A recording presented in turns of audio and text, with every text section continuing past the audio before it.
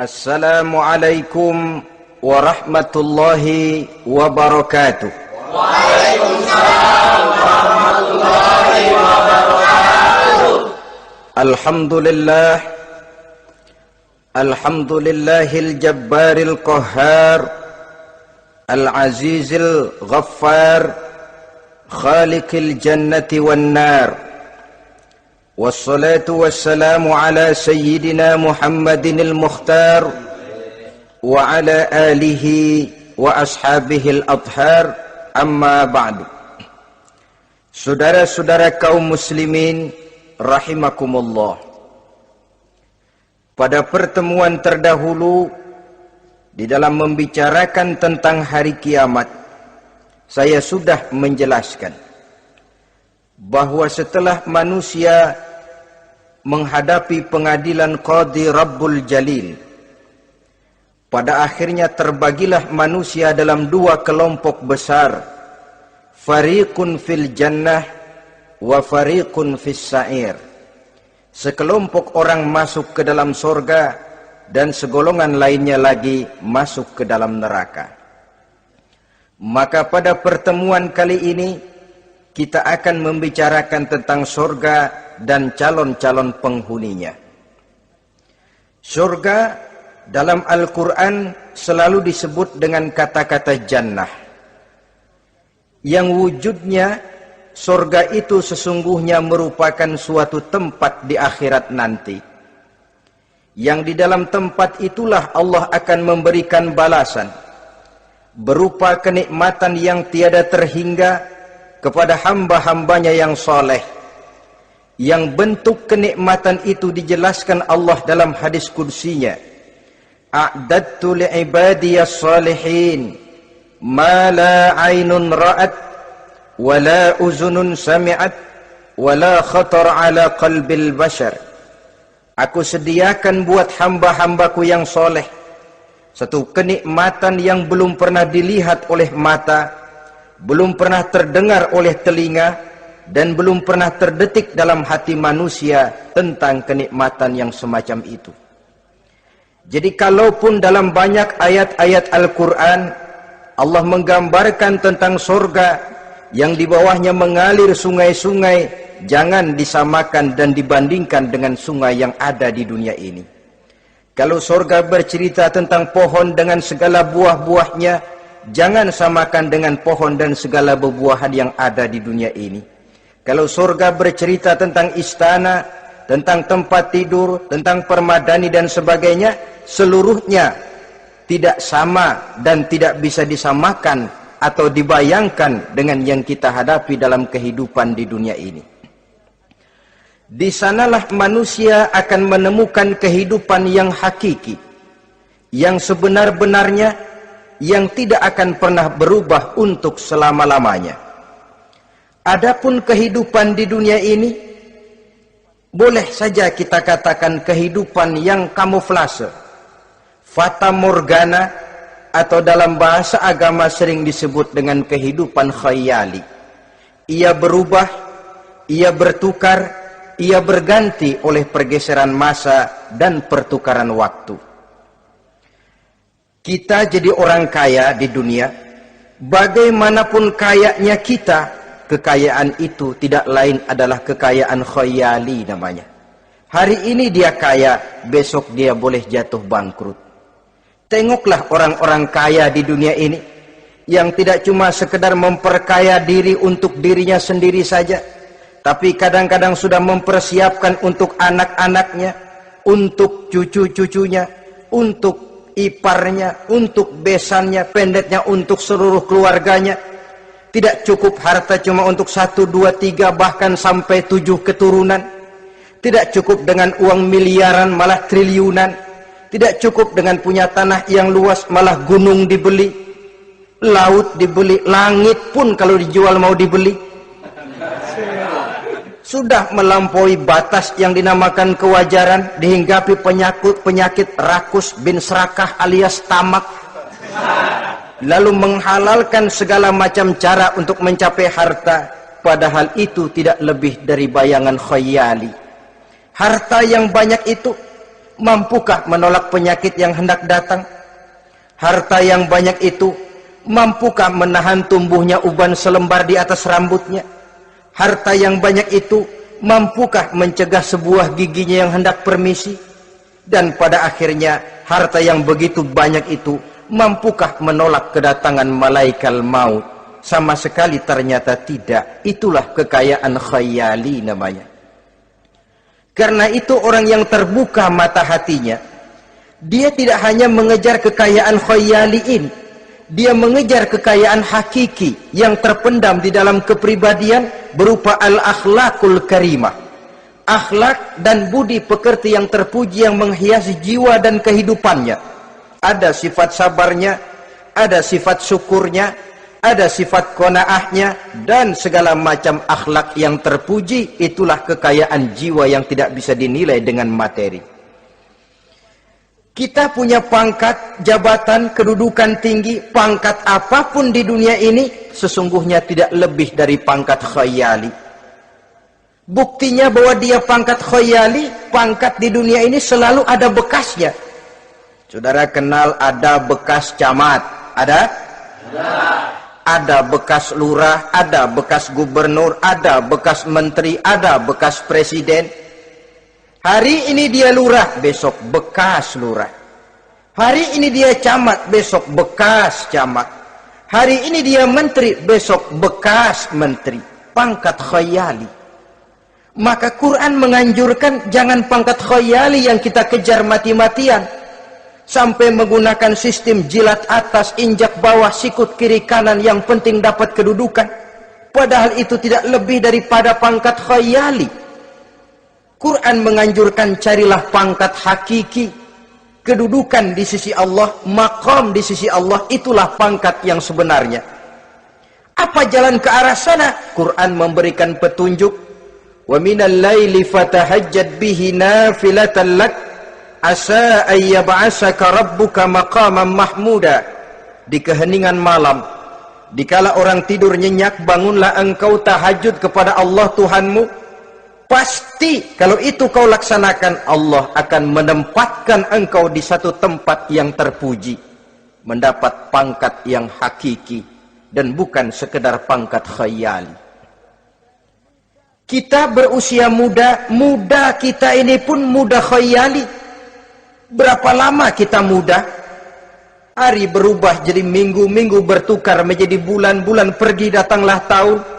Pergeseran masa dan pertukaran waktu membuat kita jadi berubah. Kulit yang tadinya kencang jadi lentur dan keriput. Segalanya berubah. Oleh karenanya, pada kehidupan di surga nanti, orang akan menemukan kehidupan yang hakiki, yang tidak akan pernah berubah untuk selama-lamanya. Nah, kita akan mulai dengan menjelaskan bagaimana sebenarnya keadaan surga itu. Pertama, luasnya. Berapa sih luasnya surga? Dengan logika, sekarang ini dunia dihadapi dengan kekhawatiran terhadap peledakan penduduk yang nyaris tidak terkendali. 5 miliar lebih jumlah manusia yang nongkrong di permukaan bumi. Tapi sesungguhnya planet bumi yang kita tinggali ini cuma satu planet kecil dari 9 buah planet yang berada dalam sistem tata surya matahari yang lazimnya kita namakan galaksi. Selain tata surya matahari yang namanya galaksi itu, masih terdapat lagi galaksi-galaksi lain yang dengan sendirinya juga dikitari oleh planet-planet lain. Dan bumi kita yang kita tinggali ini, yang dihuni oleh tidak kurang 5 miliar manusia, hakikatnya cuma setitik debu di tengah angkasa alam yang luas ini. Oleh karenanya, di dalam surah Ali Imran ayat 173, ayat 133, Allah Subhanahu wa taala menjelaskan, "Wasari'u ila maghfiratin min rabbikum wa jannatin 'arduha as-samawati wal ardu u'iddat lil muttaqin." bersegeralah kamu menuju ampunan Allah dan surga yang luasnya seluas langit dan bumi. Seluas langit dan bumi. Sedangkan langit oleh mata telanjang ini kan tidak pernah kelihatan. Yang nampak oleh kita biru di atas itu cuma batas titik pandangan manusia yang terjauh. Dan konon itu adalah refleksi sinar matahari yang menyentuh air laut, melahirkan warna biru. Sedangkan hakikat langit itu sendiri sampai hari ini belum terjangkau oleh kemajuan ilmu pengetahuan. Sejauh-jauhnya manusia pergi baru ke bulan. Mungkin dalam beberapa tahun mendatang dia akan pergi ke planet-planet Mars dan planet-planet lainnya.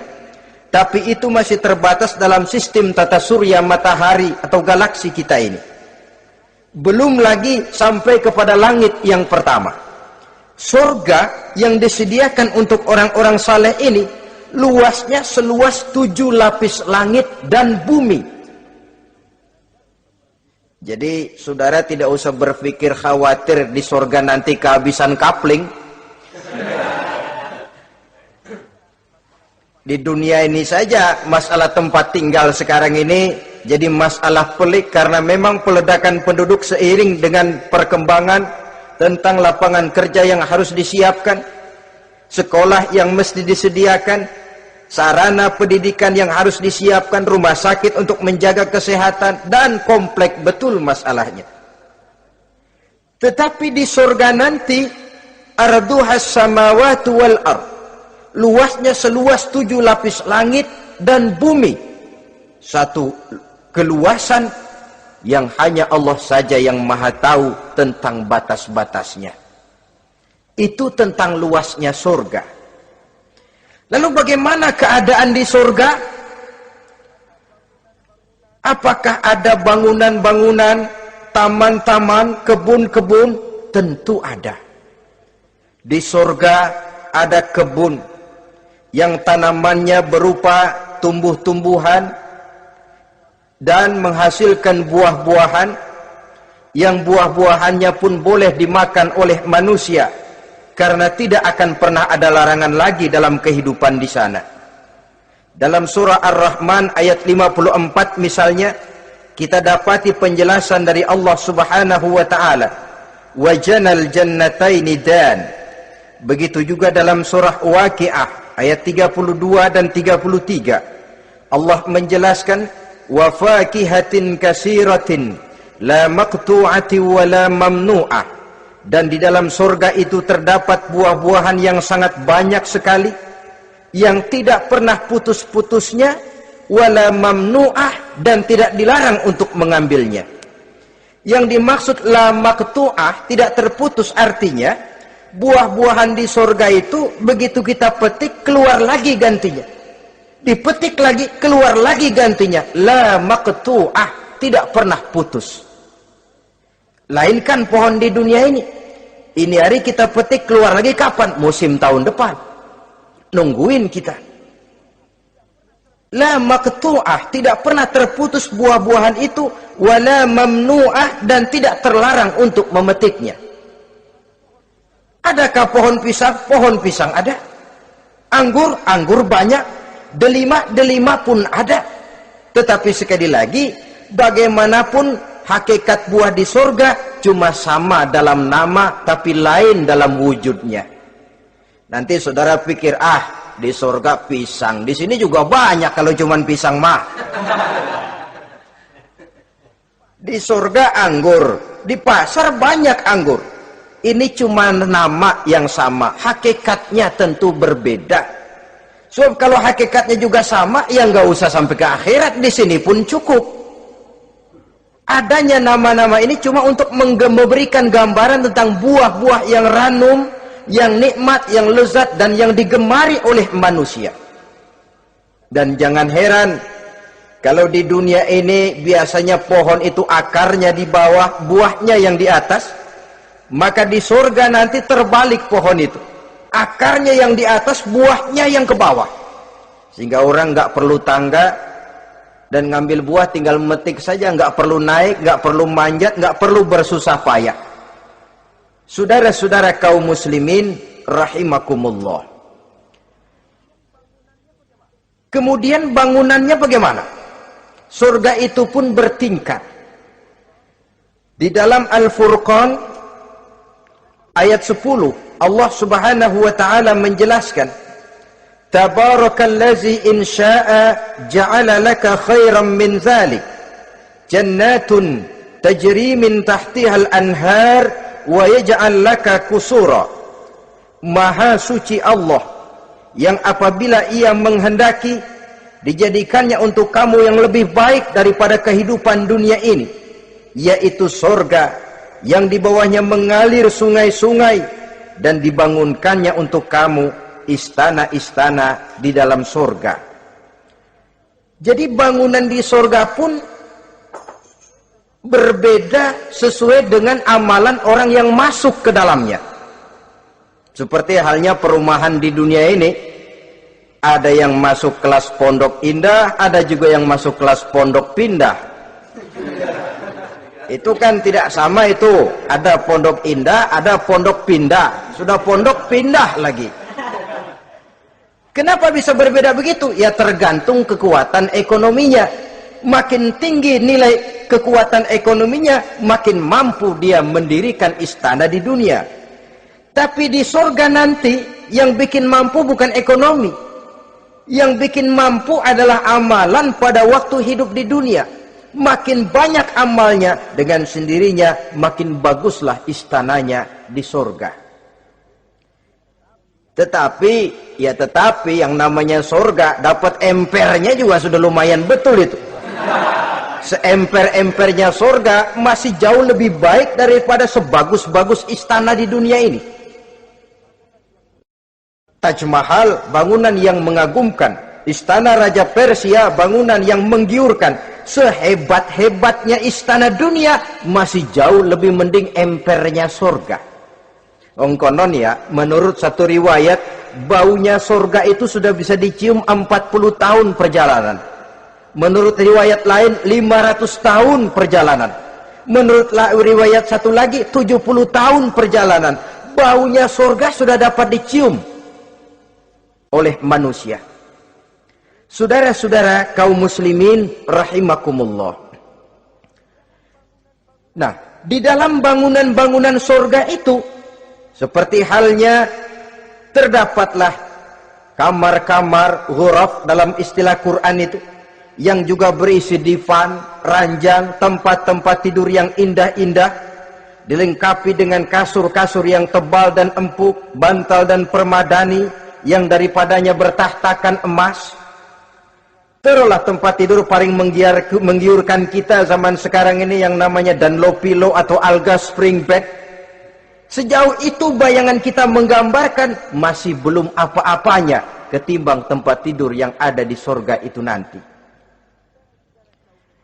Saudara-saudara kaum muslimin, apakah juga penduduk surga makan, minum, memakai pakaian? Iya. Mereka akan beroleh gelas, piala, kendi, cerek, dan piring-piring yang terbuat dari emas dan perak. Tentu tidak usah gambarkan lagi macam emas dan perak di dunia. Emas dan peraknya akhirat, saudara-saudara. Tetap saja mala ainun ra'at, wala uzunun sami'at, wala khatara fi qalbil bashar. Belum pernah dilihat mata, belum pernah didengar telinga, dan belum pernah terdetik dalam hati manusia tentang wujud yang semacam itu. Apa pakaian mereka? Pakaian penduduk surga dari sutra yang lembut dan tebal, berwarna hijau. Kemudian saudara-saudara, sungai juga mengalir di sana. Mata airnya antara lain berwarna jernih, ada yang air susu, ada yang sungai madu, ada yang khamar atau sungai arak, dan penduduk surga boleh meminumnya, tidak ada larangan sama sekali. Timbul pikiran konyol, kalau di surga orang pada minum arak, apa banyak yang teler di surga?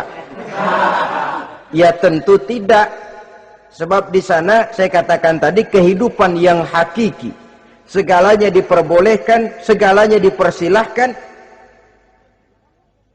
Nah, lalu untuk masuk ke surga itu apa melalui pintu? Memang melalui berbagai macam pintu. Dan ada pintu-pintu khusus yang tidak boleh dimasuki orang lain. Sayyidina Abu Bakar Siddiq radhiyallahu an pernah bertanya tentang hal itu kepada baginda Nabi. Ya Rasul, apakah di surga ada pintu-pintu khusus? Ada, Abu Bakar. Ada di dalam surga itu pintu yang namanya Rayyan. Tidak boleh masuk ke pintu itu melainkan orang-orang yang puasa. Orang-orang yang rajin puasa, mereka akan masuk ke surga melalui satu pintu yang dinamakan Babur Rayyan atau pintu Rayyan. Ada pintu jihad yang masuk lewat itu hanya mereka orang-orang yang waktu di dunia sepanjang hidupnya berisi jihad, menegakkan dan meninggikan kalimat Allah. Ada Babus Sedekah, pintu yang hanya boleh diliwati oleh orang-orang yang rajin bersedekah, ringan tangan dalam memberikan bantuan kepada orang-orang yang memang memerlukannya. Dan setiap orang melalui pintu yang sesuai dengan amalannya masing-masing. Ketika itu Abu Bakar bertanya, ya Rasul, apa ada orang yang dipanggil dari tiap pintu? Tiap pintu manggil dia. Kata Nabi, ada Abu Bakar, dan saya doakan kau masuk salah satu di antara orang yang dipanggil dari tiap pintu. Ini orang multi komplek ini. Puasa, dia ahli puasa. Soal jihad, sepanjang hidupnya dia jihad. Sedekah memang tangannya pemurah. Tahajud memang tiap malam. Sementara itu akhlaknya luhur. Tiap pintu manggil dia. Dalam hadis ada juga perempuan yang bernasib baik. Dijelaskan oleh Nabi, Iza sallatil mar'atu khamsaha wa shamat sahraha wa hafizat farjaha wa ata'at zawjaha qila laha udkhuli min ayyi abwabil jannati syi'ti. Apabila seorang perempuan dia kerjakan solat yang 5 waktu, dia puasa di bulan Ramadan, dia jaga kehormatan dirinya, kemudian dia taat kepada suaminya, di akhirat nanti dikatakan kepada perempuan tadi, wahai perempuan, udkhuli min ayyi abwabil jannati syi'ti. Masuklah kamu ke dalam surga dari pintu mana saja yang kamu mau. Disuruh pilih, saudara-saudara. Nah, kalau kita waktu di dunia ini tidak ada keistimewaan amal, bingung mau masuk pintu mana. Ramadan puasanya kayak gendang. Depan doang sama belakang, penutupan sama pembukaan, peserta kehormatan. Tengah-tengahnya kosong. Nanti mau masuk pintu Rayyan, ditanya, ini pintunya orang yang puasa. Kamu puasa Ramadan? Puasa juga sih. Puasa juga sih bagaimana? Iya, pembukaan mau penutupan. Tengahnya kosong, nggak bisa lewat pintu sini. Cari pintu lain saja. Mau masuk kita lewat pintu jihad. Ditanya lagi, kamu lewat sini apa merasa pernah berjuang membela agama waktu di dunia? Mau lewat pintu sholat, apa kau termasuk orang yang konsekuen menjaga sholat? Bersyukurlah kita kalau tiap pintu memanggil. Kalau tidak, adalah salah satu amal kita yang menunjukkan keistimewaan kita. Karena itu beramal nggak perlu banyak, yang penting rutinnya, istiqomahnya. Ahabbul a'mali indallah adwamuha wa in qalla. Amalan yang paling dicintai Allah yang dikerjakan secara tuntas walaupun tidak banyak. Saudara baca ayat Quran nggak banyak, satu malam cuma 3 ayat, tapi rutin tiap malam 3 ayat, tiap malam 3 ayat. Itu lebih dicintai Allah daripada sekali ngaji 1 juz, terus 3 bulan pere nggak ngaji-ngaji. Lebih baik yang sedikit-sedikit ini tapi rutin, dia akan menjelma menjadi amalan yang banyak daripada sekalinya banyak lalu ke belakangnya malah tidak ada sama sekali. Hendaknya ada amalan-amalan kita yang menunjukkan keistimewaan dan kelak akan menjadi pintu yang kita tempuh di surga nanti. Apabila kita sudah melalui pintu-pintu surga itu dan tinggal di dalamnya, dengan pakaian, dengan perhiasan, dengan makanan dan minuman sebagai yang saya sebutkan tadi, maka kita pun dalam kehidupan di sana akan dilayani oleh pelayan-pelayan muda. Yatufu alaihim wildanun mukhalladun. Pelayan-pelayan yang muda itu keliling melayani apa keperluannya dan tidak pernah tua pelayan itu, sebagaimana kita pun tidak akan pernah tua. Pendeknya sudah jadi king of king di surga itu, jadi raja di raja. Fasilitas serba cukup, apa yang kita mau tersedia, tidak ada larangan, dan pelayan seperlunya diberikan kepada kita.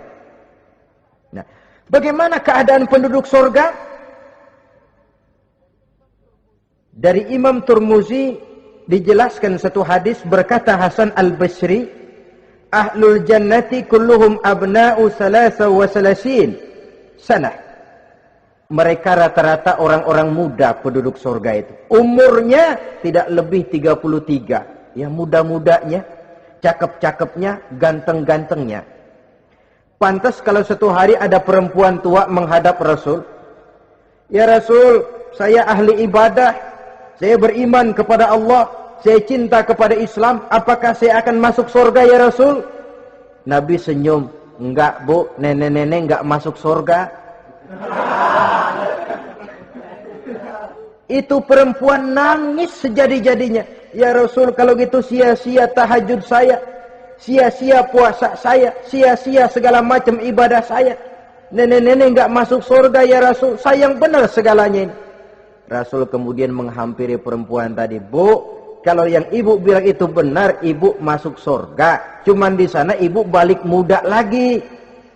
Kulit nggak kempot kayak begitu. Rambut nggak putih macam begitu. Ibu nanti di surga bakal jadi muda lagi. Salasa wa salasin, umur 33 tahun. Rata-rata seluruh penduduk surga umurnya begitu. Tidak ada yang tua, tidak ada yang anak-anak, tidak ada yang remaja, rata-rata segitu. Nah, lalu bagaimana? Di surga hati mereka menjadi satu. Di antara sesama penduduk surga. Tidak ada yang iri hati, tidak ada yang punya sifat dendam. Itu keadaan di surga. Walaupun bertetangga, yang satu bisa mengunjungi yang lain, yang satu bisa nengokin yang lain. Tapi tidak ada sikap iri hati dan dengki.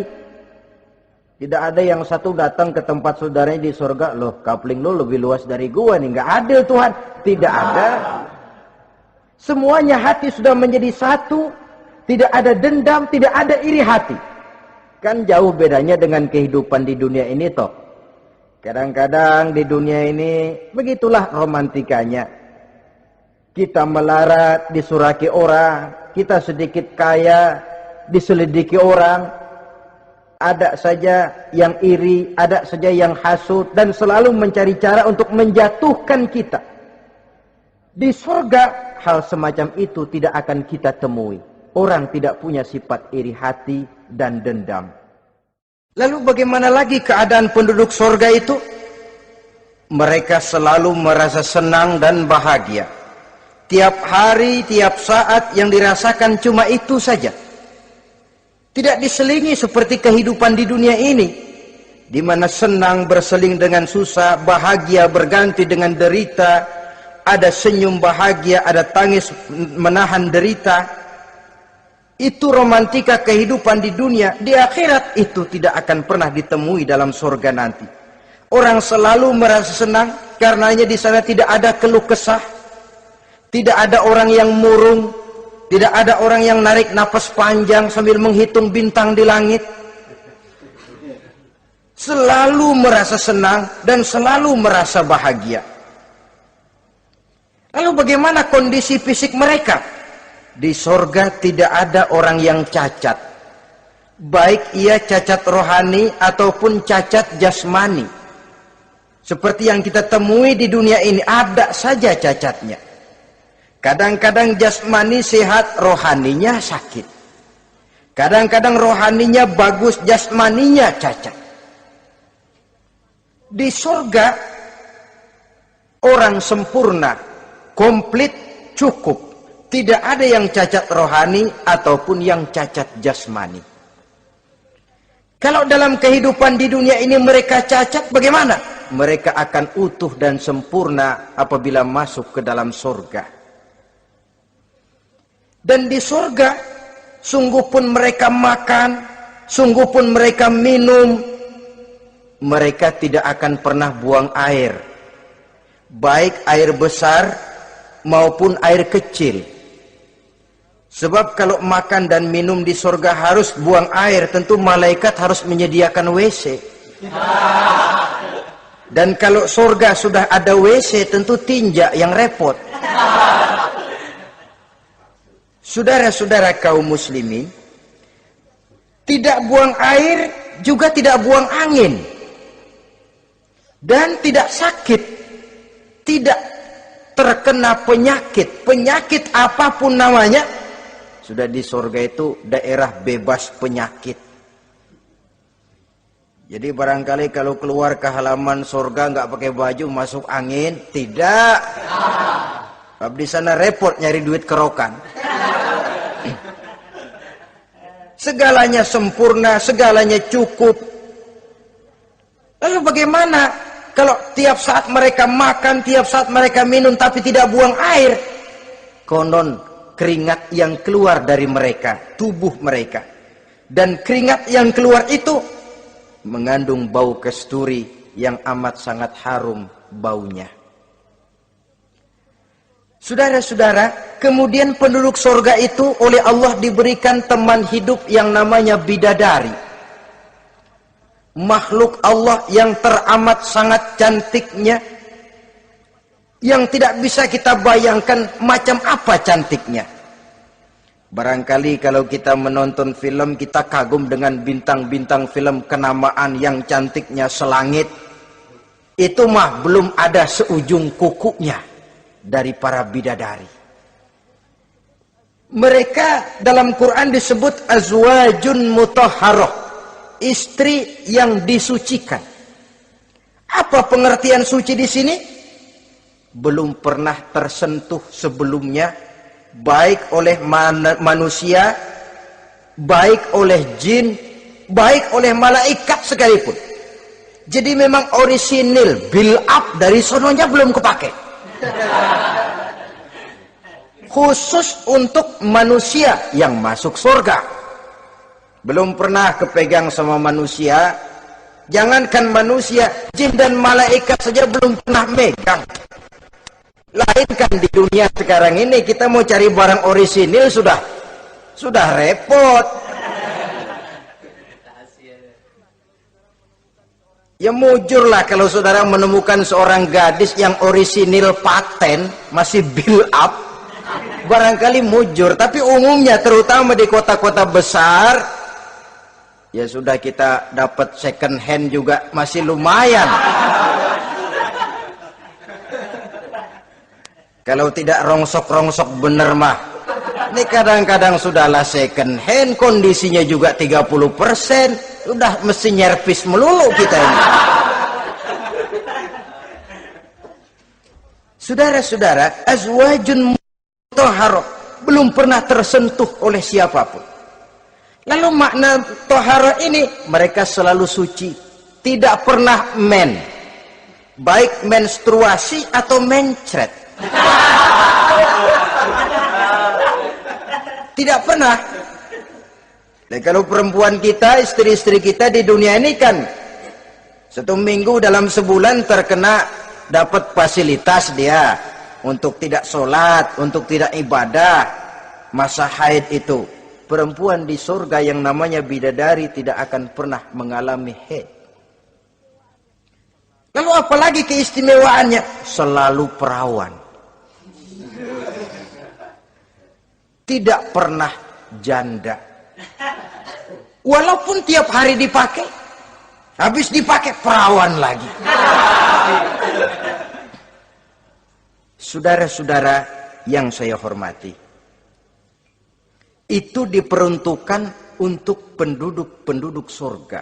Loh itu laki-laki itu. Iya, kalau perempuan bagaimana? Satu riwayat menjelaskan mereka akan menjadi ratu di surga. dengan segala kenikmatan yang juga tidak pernah mereka bayangkan sebelumnya. Riwayat lain menjelaskan bahwa mereka juga akan berkumpul dengan suami, istri, dan anak-anaknya jikalau mereka memang orang-orang soleh. Ada juga riwayat lemah menjelaskan bahwa mereka akan mendapat bidadara istilahnya. Saudara-saudara kaum muslimin rahimakumullah. Pendeknya, surga dan seluruh kenikmatan yang ada di dalamnya tidak pernah mata melihat, belum pernah telinga mendengar, belum pernah terdetik dalam hati manusia. Oh, di surga begini kali ya. Berbeda dengan itu. Oh, bidadari begini kali ya. Kalau masih begini kali ya, masih bisa dibayangin. Ini sudah nggak bisa dibayangin. Jadi nggak usah begini ya begitu ya. Saudara-saudara, apabila orang sudah masuk ke dalam surga, bertemu dengan sesama teman waktu di dunia, surah At-Tur menjelaskan ayat 25-26, wa aqbala ba'dhum ala ba'di yatasaalun qalu inna kunna qablu fi ahlina musfikin famanna Allahu alaina wa waqana azabas samum. Apabila mereka telah masuk ke dalam surga, sebagian yang lain berkunjung kepada sebagian yang lain. Cara kita belah sono, ini teman kita dulu waktu di dunia, yuk samperin yuk. Ba'duhum ala ba'di yatasaalun, saling tanya menanya. Kalau istilah kita, sampai juga kemari? Iya. Saya waktu di dunia dulu sebenarnya sudah khawatir, takut mendapat azabnya Allah. Tapi Allah memberikan karunia kepada saya diselamatkan dari azab, dari mara bahaya neraka, sampailah saya ke dalam surga ini. Alhamdulillah. Bagaimana kabarnya ente? Alhamdulillah saya juga sampai ke surga ini. Si fulan bagaimana? Nyangkut kali dia mah di neraka. Yatasaalun, saling tanya menanya hal ihwal dan keadaan mereka. Tapi satu hal yang jelas saudara-saudara, di surga nanti itu tidak ada perkataan yang sia-sia, tidak ada ucapan kotor, tidak ada omongan keji, dan tidak ada omongan kosong. Tidak ada omongan yang sia-sia, ucapan-ucapan yang kotor, mencaci maki, itu tidak ada. Karena sifat marah pun tidak ada dalam surga. Kalau di sini kadang-kadang sedikit marah sudah semrawut, kata-kata kita sudah out of control. Di sana tidak ada kata-kata kosong yang tidak ada manfaat dan tidak ada gunanya. Saudara-saudara kaum muslimin rahimakumullah. Kemudian yang terakhir, kita akan membicarakan apa saja nama-nama surga itu dan siapa calon orang-orang yang masuk ke dalamnya. Pertama, yang dinamakan Jannatul Firdaus atau surga Firdaus. Surga Firdaus ini oleh Allah Subhanahu wa taala disediakan untuk orang yang dijelaskan dalam surah Al-Mu'minun ayat 1 sampai dengan 11. Qad aflahal mu'minun, beruntunglah orang-orang yang beriman. Jadi kalau saudara ingin dapat kapling di tempat yang namanya Firdaus, itu boleh pesan mulai sekarang. Nafas masih ada, Allah masih memberikan kesempatan untuk hidup, pesan tempat dari sekarang. Apa harga karcisnya? Pertama, qad aflahal mu'minun, harus beriman. Ini syarat mutlak. Tidak beriman, gak usah minta karcis. Minggir. Ini karcis pertama harus untuk orang yang beriman. Setelah itu yang kedua apa? Allazina hum fi salatihim khashi'un. Mereka yang khusyuk di dalam solatnya. Jadi untuk mendapat tiket ke surga Firdaus itu setelah beriman khusyuk di dalam solat. Artinya khusyuk tarkul ghair li ajlil amal. meninggalkan yang lain dan hanya memfokuskan diri kepada satu pekerjaan yang sedang dihadapi. Kalau kita makan sambil ngobrol, itu namanya makannya nggak khusyuk, sebab ada sambil ngobrolnya. Nah, sholat yang khusyuk, sholat yang di dalamnya tidak berisi yang lain kecuali sholat itu, meninggalkan yang lain dan hanya memfokuskan diri saja untuk melaksanakan suatu amalan. Dan sholat khusyuk itu berat. Kadang-kadang waktu mau sholat kita nggak ingat apa-apa, begitu sudah masuk takbir yang kita lupa malah kita ingat. Itu kurang ajarnya iblis. Mau sholat nyari dompet nggak ketemu, begitu takbir, aduh dompet di atas meja. Ini kalau sembahyang lama-lama digerataki orang nanti nih, mulai kocar kacir sholat kita. Makanya kata Imam Nawawi, sudah dinamakan khusyuk untuk tingkatan orang awam kalau pada waktu takbir dia ingat Allah. Segitu aja dulu dah tingkatan orang awam itu. Sebab yang namanya khusyuk itu hudurul qalbi wa sukunul jawarih. Hatinya ikut sholat, anggota badannya tenang tentram di waktu sholat, khusyuk. Kalau waktu sholat garuk sono, garuk sini, kaki ketekas, ketekus. Itu sudah anggota badannya nggak khusyuk. Atau anggota badannya tenang, tentram, nggak gerak-gerak. Cuma hatinya ngayab kemana-mana. Badannya di musola, hatinya di pasar. Itu juga nggak khusyuk. Dan itu berat. Karena itu, ini syarat kedua untuk mendapat tiket ke Firdaus. Imam Ali saja pernah dites oleh Rasul. Ya Ali, saya ya Rasul, kalau kau bisa sembahyang khusyuk, aku boleh kasih kau serban.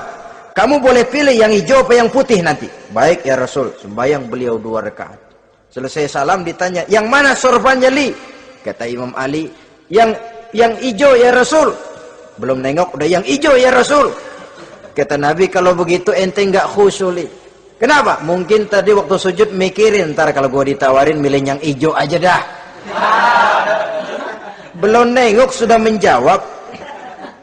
Saudara-saudara, yang ketiga, wallazina hum 'anil lagwi mu'ridun.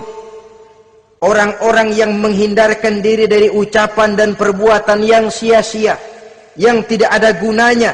Ini tiket yang syarat yang ketiga untuk mendapat tiket ke Firdaus itu, menghindarkan diri baik dari ucapan ataupun perbuatan yang sia-sia, yang tidak ada nilainya baik dalam pandangan manusia, lebih-lebih lagi dalam pandangan Allah. Yang keempat, wallazina hum lizzakati fa'ilun. Mereka yang aktif membayar zakat. Kemudian yang kelima, wallazina hum lifurujihim hafizun illa ala azwajihim aw ma malakat aymanuhum fa innahum ghairu malumin. Orang-orang yang memelihara kehormatan dirinya kecuali kepada istrinya atau kepada budak sahayanya, pandai mengendalikan nafsu, tidak terperosok memperturutkan syahwatnya. Yang keenam, wallazina hum li amanatihim wa ahdihim raun. Orang yang pandai menjaga amanah dan pandai menepati janji. Saudara-saudara, kalau janji ditepati, sebab janji adalah hutang. Yang ketujuh, wallazina hum ala sholawatihim yuhafizun. Mereka juga selalu memelihara, tidak cuma sekedar khusyuk, tapi memelihara solat dengan baik. Ayat ke-11 dari Al-Mu'minun ini ditutup oleh Allah dengan jelas, ulaika humul warisun allazina yarisunal firdausa hum fiha khalidun. Mereka itulah para ahli waris yang akan menerima warisan berupa surga Firdaus dan mereka kekal di dalamnya. Kalau tadi sudah kita tangkap bahwa begitu besar kenikmatan yang ada di dalam surga, ternyata barang yang mahal memang tidak mudah untuk didapat. Saudara-saudara, inilah surga Firdaus. Adapun yang kedua, nama surga itu disebut dalam Quran Jannatu Adnin, surga Aden. Untuk siapa mereka? Dalam surah Ar-Ra'd ayat 22 dan 23 Allah menjelaskan, wallazina sabaru ibtigha'a wajhi rabbihim wa aqamus shalah wa anfaqu mimma razaqnahum sirran wa alaniyah wa yadra'una bil hasanati sayyi'ata ulaika lahum uqbad dar jannatu adnin yadkhulunaha. Dan orang-orang yang sabar, wallazina sabaru, orang-orang yang sabar. Sabar dalam apa? Ibtigha'a wajhi rabbihim, dalam menuntut keridhaan Allah. Sabar dalam mencari keridhaan Allah. Sujud mencari keridhaan Allah, sabar. Puasa mencari keridhaan Allah, sabar. Melaksanakan segala macam ibadah untuk mencari keridhaan Allah, sabar. Ini syarat untuk mendapat tiket ke surga Aden nanti, Jannatu Adnin. Sabar dalam mencari ridho Allah.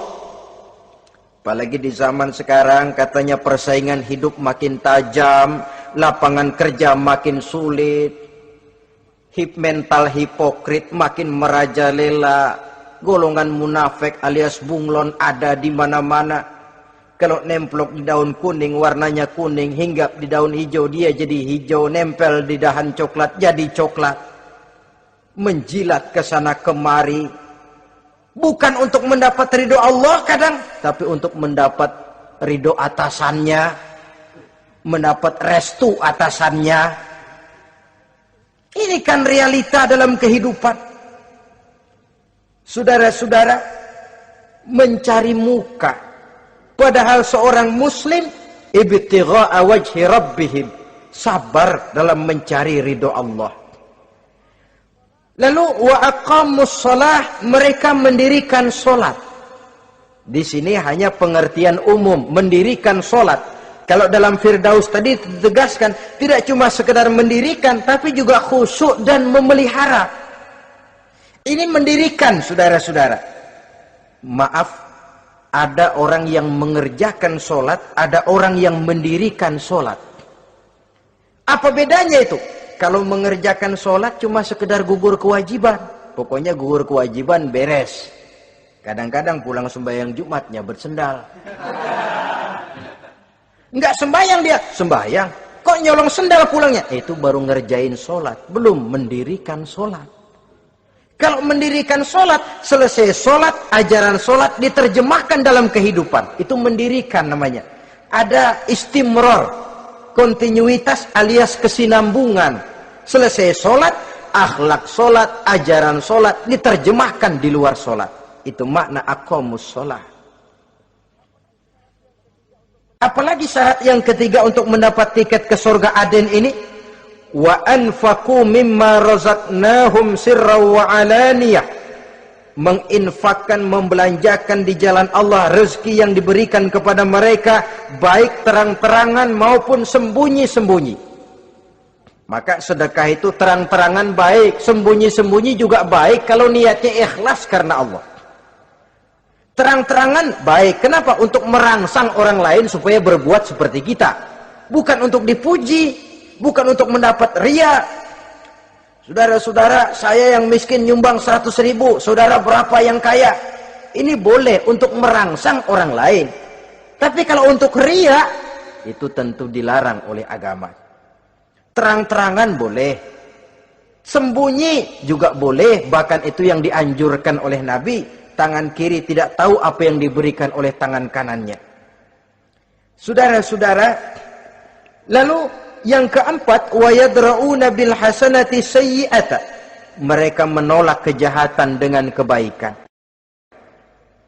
Dia hanya tidak berteriak-teriak tentang kemiskinan, tapi melakukan usaha bagaimana mengatasi kemiskinan. Dia tidak hanya berteriak dengan mengemukakan berbagai macam kemunkaran, tapi mengimbanginya dengan menanamkan segala macam kebajikan. Seperti sekarang ini tuh, air saja kalau cuma dibendung tapi tidak disalurkan kan ngebludak, jebol bendungan. Kita cuma teriak anak-anak muda dihantam oleh kebudayaan barat yang merusak moral. Tapi mana kebudayaan Islam kita? Gak pernah kita timbulkan. Musuh kita adalah kemiskinan dan kebodohan, jelas. Tapi apa langkah ekonomi yang kita lakukan untuk mengatasi kemiskinan? Dan bagaimana upaya kita meningkatkan mutu pendidikan? Kadang-kadang yang mutunya baik, mahalnya nggak kejangkau oleh lapisan rakyat yang di bawah, menengah ke bawah ini. Itu yang jadi problem. Orang yang mendapat tiket ke surga Adnan ini, mereka menolak kejahatan dengan mengimbanginya, melakukan kebajikan. Tidak cuma teori, tidak cuma propaganda, tapi ada langkah konkret bahwa untuk membentengi kemaksiatan harus diperbanyak munkarat. Untuk mengimbangi segala macam perbuatan durjana harus dikembangkan majelis taklim pesantren, menghidupkan akhlak Islamiyah dalam kehidupan sehari-hari. Wa yadra'una bil hasanati sayyi'ah. Orang semacam itulah yang akan mendapat tiket ke surga Aden atau Jannatu Adnin nanti. 2. Adapun surga yang ketiga dinamakan Jannatun Naim. Surga Naim. Naim mengandung arti penuh kenikmatan. Tiketnya sederhana saja. Al-Qalam ayat 34. Inna lil muttaqina inda rabbihim jannatu naim. Sesungguhnya bagi orang-orang yang bertakwa kepada Allah, mereka akan mendapat balasan berupa Jannatun Naim. Surga Naim namanya. Jadi tidak banyak untuk mendapatkan surga Naim ini, cuma takwa. Cuman takwa yang jadi banyak. Apa itu takwa? Sekarang ini kan takwa jadi lalap. Dan orang sering menggunakan istilah agama di zaman sekarang ini untuk maksud yang tidak sama dengan maksud agama. Padahal takwa ini jelas, sebelum Islam datang ke Indonesia, kita orang Indonesia tidak kenal kata-kata takwa. Maka kalau harus menggunakan kata takwa, pengertiannya harus dikembalikan kepada pengertian Islam. Ini sih enggak. Orang yang mana aja kalau dilantik bertakwa kepada Tuhan yang Maha Esa, bertakwa, sampai membleh tuh bibir, bertakwa. Tapi kalau sudah megang jabatan, kadang-kadang takwa ngalor dia ngidul, tidak relevan lagi. Lalu apa sih yang namanya takwa itu? Sederhana saja, imtisalul awamir wajtinabun nawahi, itulah takwa. Melaksanakan segala yang diperintah, menjauhi yang dilarang, itu takwa. Menjalankan perintah dengan meninggalkan larangan, apa bedanya? Kalau melaksanakan perintah boleh sesuai dengan kemampuan, tapi menjauhi larangan mutlak. Laksanakan perintah Allah sesuai dengan kemampuanmu, tapi tinggalkan larangan Allah mutlak. Mampu tidak mampu, tinggalkan. Enak kalau ada perintah, jauhi larangan Allah semampu kamu. Ya enak, tinggal kita milih. Saya belum mampu ninggal teler itu, lezat itu, belum mampu. Yang boleh semampu kita melaksanakan perintah. Sholat semampu kita, asal jangan mampu lalu pura-pura tidak mampu. Puasa semampu kita. Jihad semampu kita. Tapi kalau sudah meninggalkan larangan mutlak, mampu tidak mampu, harus ditinggalkan. Jadi kelihatannya sederhana takwa ini, tapi masalahnya rumit. Melaksanakan yang diperintah, menjauhi yang dilarang. Dan itu tiket untuk mendapatkan surga Naim atau Jannatun Naim. Yang keempat, saudara-saudara, di antara nama surga itu ada yang disebut surga ma'wa atau Jannatul Ma'wa.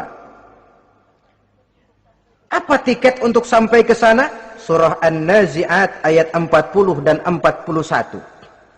Wa amma man khafa maqama rabbih wa nahan nafsa 'anil hawa fa innal jannata hiyal ma'wa. Sesungguhnya orang-orang yang takut kepada larangan Tuhannya, wa nahan nafsa 'anil hawa, dan sanggup mengendalikan nafsu, sanggup mengendalikan diri dari memperturutkan hawa nafsu, fa innal jannata hiyal ma'wa, surga ma'walah tempat tinggalnya nanti. Jadi tiket ke Jannatul Ma'wa ini, pertama khafa maqama rabbih, takut kepada batas-batas yang telah ditentukan oleh Tuhannya. Ini batasnya, kamu jangan nyebrang ke sini. Ini batas yang halal, ini yang haram, ini yang hak, ini yang batil, ini yang ma'ruf, ini yang munkar. Orang yang ingin mendapat tiket ke ma'wa, dia takut batas-batas itu. Lalu sanggup mengendalikan diri, tidak sampai memperturutkan hawa nafsunya. Itu tiket ke surga ma'wa.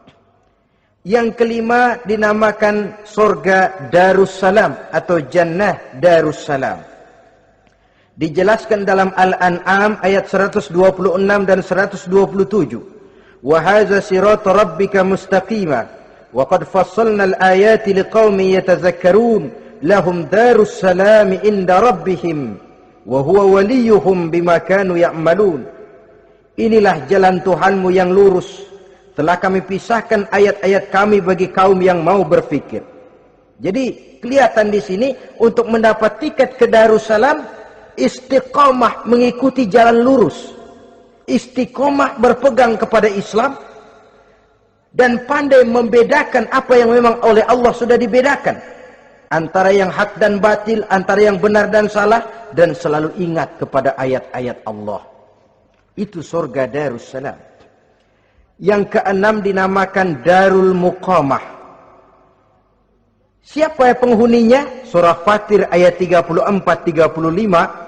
Wa qalu alhamdulillahillazi azhaba 'anna al-hazan inna rabbana laghafurun syakur allazi ahallana darul muqamah min fadlihi la yamassuna fiha nasabun wa la yamassuna fiha lughub.